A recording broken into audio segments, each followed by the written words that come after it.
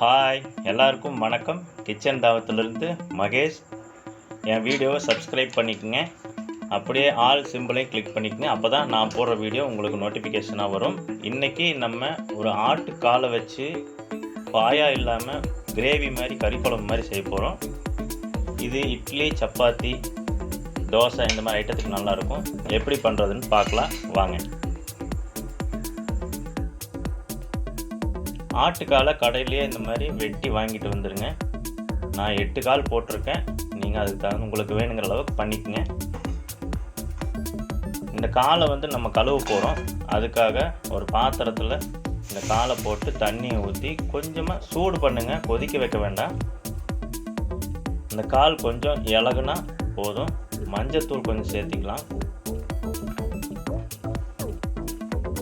கொஞ்சம் இலகி வந்துச்சுன்னா அந்த கருப்பாக இருக்கிறது பூரா நம்ம சுரண்டி எடுக்க போகிறோங்க. அதனால தான் பாருங்கள், இந்த மாதிரி வெதுன்னு தண்ணியில் நீங்கள் அந்த கருப்பாக இருக்கிற அந்த வாட்டின பகுதியை ஒரு சுரண்டி எடுத்துக்குங்க. ஏன்னா எச்சா இருக்கிற அந்த இது கசப்படிக்கும். நிறைய பேர்த்துக்கு அந்த பாயாவில் இந்த கசப்பு இருக்கிறதுனால அந்த பாயாவே பிடிக்காது.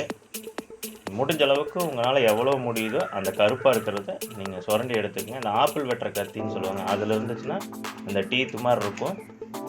அதில் நீங்கள் சுரண்டி எடுக்கும்போது நல்லா வந்துடும். இந்த மாதிரி எல்லாத்தையும் கழுவி எடுத்து வச்சுக்கோங்க. இப்போ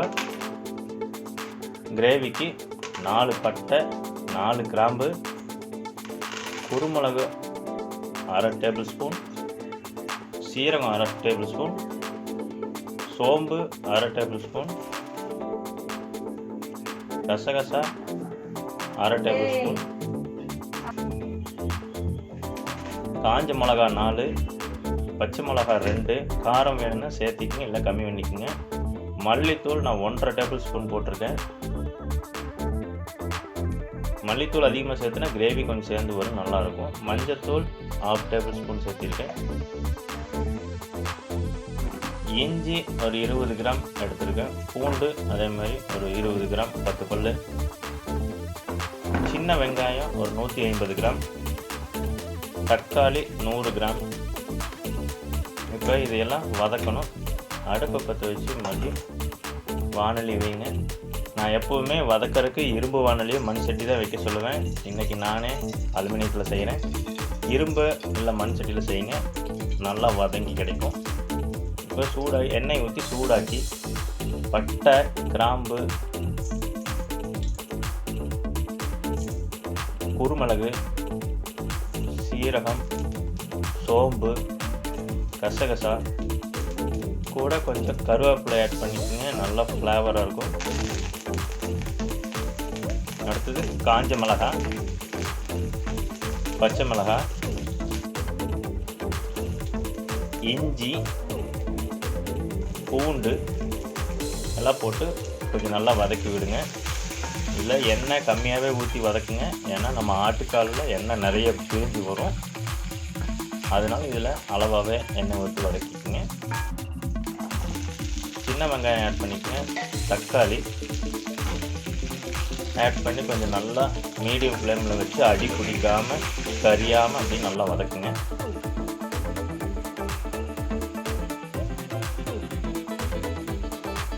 ஃபுல் ஃப்ளேமில் வச்சிங்கன்னா கை விடாமல் அப்படியே கலரிட்டே இருக்கணும்.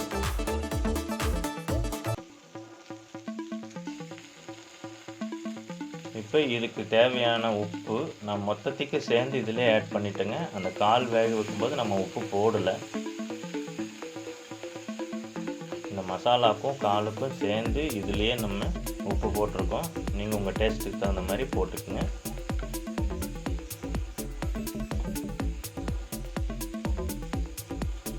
நீங்கள் எந்த அளவுக்கு நல்லா வதக்குறீங்களோ அந்த அளவுக்கு டேஸ்ட் கிடைக்கும்.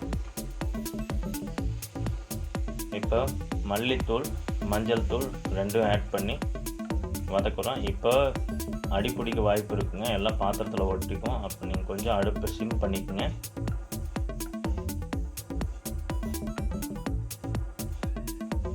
அவ்வளோதாங்க, வதங்கி வந்துருச்சு. இப்போ நம்ம அடுப்பை ஆஃப் பண்ணி ஆற வச்சிடறோம். ஆறுனதுக்கப்புறம் மிக்சியில் போட்டு நல்ல ஒரு ஃபைன் பேஸ்ட்டாக அரைச்சிக்குங்க. எவ்வளோ நைஸாக அரைக்கிறீங்களோ அந்தளவுக்கு குழம்பு டேஸ்ட்டாக இருக்கும்.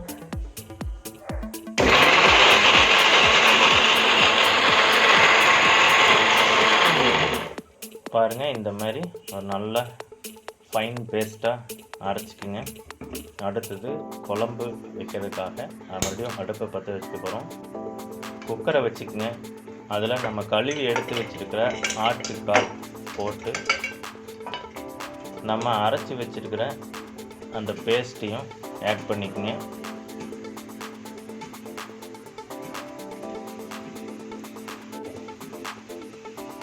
அதை கழுவி மிச்ச தண்ணியும் ஊற்றிக்கலாம்.